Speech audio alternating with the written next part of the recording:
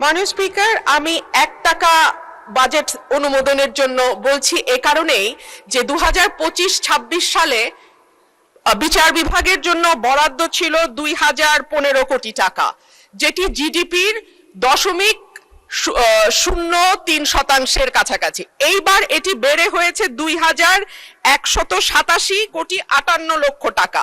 মাননীয় স্পিকার, এটাও জিডিপির 0.03% মতো, এর বেশি নয়। অথচ আমরা যদি বিটিভির মতন একটা একেবারে কি বলবো, যে খাত থেকে কোনো লাভ হয় না এরকম একটি খাতের বরাদ্দের দিকে তাকাই, সেটাও দেখবো বিচার বিভাগের বরাদ্দের চেয়ে কয়েক গুণ বেশি। মাননীয় স্পিকার, আমরা যদি আইনের শাসনের কথা বলি, ন্যায় বিচারের কথা বলি, সকলের জন্য সমান অধিকারের কথা বলি, সেটা একটা সুষ্ঠু বিচার বিভাগ না থাকলে সম্ভব হবে না।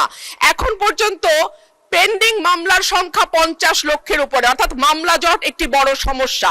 বেঞ্চ এবং বারের অধিকার যদি আমরা রক্ষা করতে না পারি, আমরা দেশে আইনের শাসন কখনোই প্রতিষ্ঠা করতে পারবো না।